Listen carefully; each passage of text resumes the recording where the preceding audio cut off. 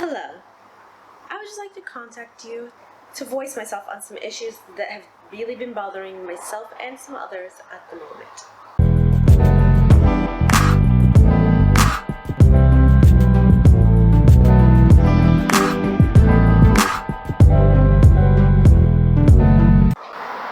Number 1. Brianna Taylor.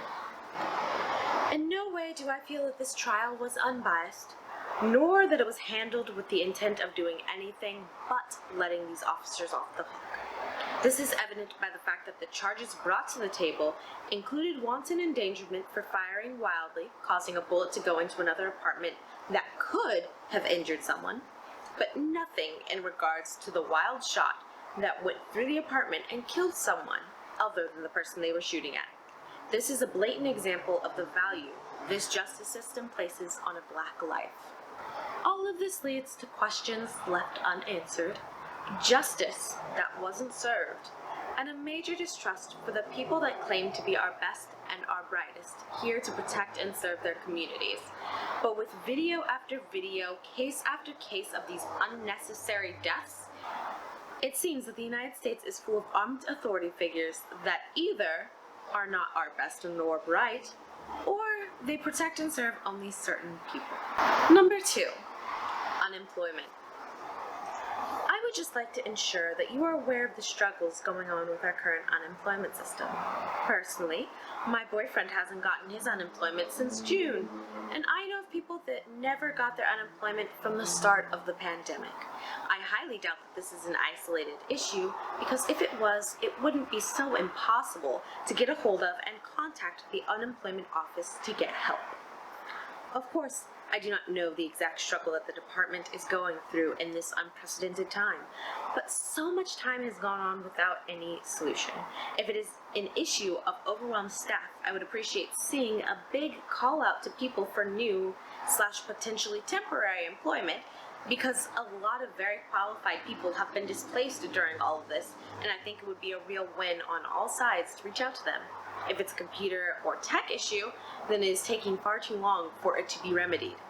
That may sound harsh, but so many people are struggling to stay in their homes and feed their families in this time. And with the current $300 a week addition to unemployment being something that people will not receive if their unemployment comes after the deadline, I would feel more comfortable if myself and others had more to rely on than just prayer when it comes to having the help we need and have been promised to get us through this time.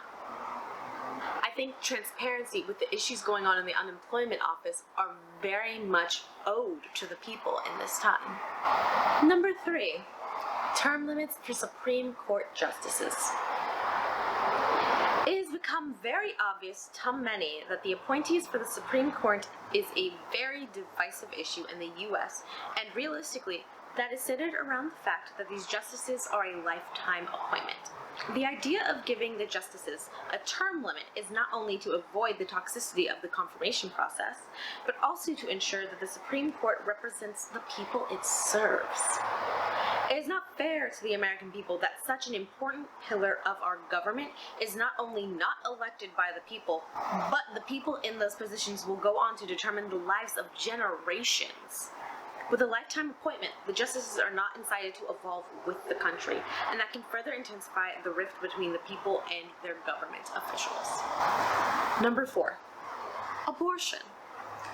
When it comes to the controversy over abortion, I would just like you to ask those that are so against it what they are actively doing to protect the life of that child during the pregnancy and after birth. Are they helping the parents to afford the extra approximately $10,000 of child expenses they weren't prepared for? Are they providing affordable healthcare options for the mother to get her through the pregnancy and birth? Are they monitoring situations to make sure any unwanted children are not subjected to domestic abuse? Are they reviewing the adoption process to make sure that every child put into this and the foster care system can find a permanent, loving home? Did they see the stories people were sharing of the ways Planned Parenthood had helped them with the children they wanted to have, getting them food stamps, regular exams, rushing them to the emergency room if the pregnancy has any complications, providing and removing birth control devices? Will they provide resources to replace this company that will effectively help people plan and prepare to be good parents when an unexpected pregnancy occurs? Or do they just want to close the whole company down just to say they did it? So let's have a talk. So the reason why I'm doing this. One, I was a speech and debate kid, so I do feel kind of at home in all this political talk. And I do appreciate when I do this video, I'm writing out an actual letter that I do send to my state representatives, and that participating in the democracy is the most important part of a democracy.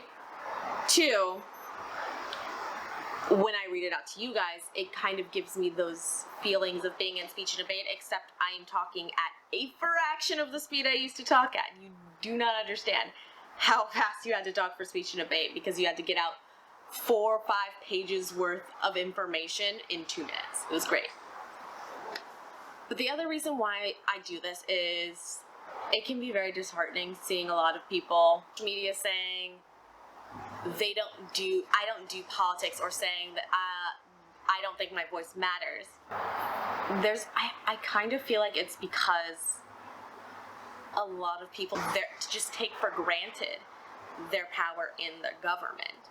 And a lot of people are very passive when it comes to their role in their government. I would like to do this as a means of encouraging others to also actively participate in their government. And then on the same side, you can also be an accountability partner for me, making sure I'm continuing to voice my concerns to my government instead of just tweeting about it, posting something on Instagram, reposting something, sharing messages. I think it's important for us, yes, of course, share all of that information for the people around you. To make sure the things you feel and the things you find important are shared with the people you care about. It is also our job and our responsibility to directly bring these issues to our government in the forms and the ways that we have accessible. So if you want to check out my former letter to my senator video, it is a video I actually did criticizing Kamala Harris and a proposition of her. That will be linked in the description up there in the iCards. And I will also, I should be able to link a playlist, we'll put that up there as well, and that will be my new letter to my senator playlist, because I truly do, I want to keep doing this, and I hope you will join me. But until next time, Politicians friends.